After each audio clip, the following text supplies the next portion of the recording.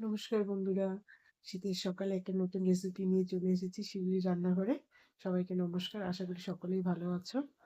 বানিয়ে নিব আজকে আর মাছের মাথা দিয়ে লাউয়ের তরকারি। তার জন্য প্রথমে নিয়ে নিচ্ছি আর মাছ, আর নিয়ে নিচ্ছি কুচি কুচি করে কেটে লাউ। সেটাকে আমি গরম জলে কড়াইতে বসিয়ে ভাপিয়ে বসিয়ে দিয়েছি গ্যাসে, একটু ঢাকনা দিয়ে বসিয়ে দিব। আর অন্যদিকে আমি মাছের মাথাগুলোকে হলুদ লবণ মেখে নেব। পরিমাণ মতো হলুদ লবণ দিয়ে আমি মেখে নিচ্ছি। লাউগুলো সিদ্ধ হয়ে গেছে, এবার এটাকে আমি নামিয়ে অন্য জায়গায় নামিয়ে রাখবো। এবং কড়াইয়ের মধ্যে তেল দিয়ে আমি আর মাছের মাথাগুলো দিয়ে একটু ভালো করে নেড়ে চেড়ে নামিয়ে নিই। যারা আর মাছের মাথা দিয়ে লাউয়ের তরকারি ভালো ভালো খাও তারা কমেন্ট করে জানাবে। আর যারা এখনো পর্যন্ত খাওনি তারা ভিডিওটা সম্পূর্ণ দেখো এবং নিজে বানিয়ে খাবে। ভিডিওটা সম্পূর্ণ দেখার অনুরোধ রইল সবাইকে।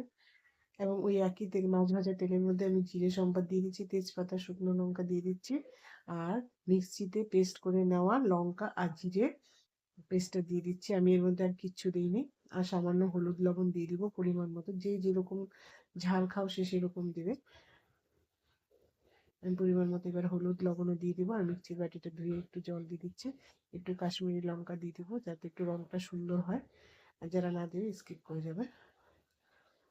ওই মশলাটাকে আমি একটু ভালো করে নেড়ে চেড়ে আগের থেকে সিদ্ধ করে রাখা লাউটাকে এখানে দিয়ে দিব। লাউটা দিয়ে আমি একটু ভালো করে নেড়ে চেড়ে আর একটু কভার করে রাখবো। এটা আমাদের বাড়িতে মাঝে মাঝেই চলে। আর মাছের মাথা হোক, কাতল মাছের মাথা, রুই মাছের মাথা দিয়ে বাঁধাকপির তরকারি হয়। আর মাছের লাউয়ের তরকারি হয়, কখনো কখনো পাঁচমিশালি তরকারিও হয়। এবার আমি মাছের মাথাগুলো দিয়ে একটা চামচের সাহায্যে মাথাগুলোকে একটু ভেঙে ভেঙে দিব যাতে একদম উম, মাছের মাথাগুলো মজে যায় তরকারির মধ্যে। আমি সামান্য একটু চিনি দিয়ে দিচ্ছি, যারা চিনি না খাও তারা চিনির পরিবর্তে গুঁড়ো ব্যবহার করতে পারবে। আর একটু ঢাকা দিয়ে ঢাকনাটা উঠিয়ে নেব। এবার আমি দিয়ে দিব আগের থেকে ভেজে রাখা ডালের বড়ি, আর সাথে দিয়ে দিব একটু ধনেপাতা। ধনেপাতাটা দিয়ে একটু নাড়াচাড়া করে নেব। যদি দেখো যে সবজির মধ্যে জল জল ভাবটা রয়েছে তাহলে উপর থেকে একটু চালের গুঁড়ো মিশিয়ে দেবে। আর যদি একদম শুকিয়ে যায় তাহলে চালের গুঁড়োটা দেওয়ার দরকার নেই।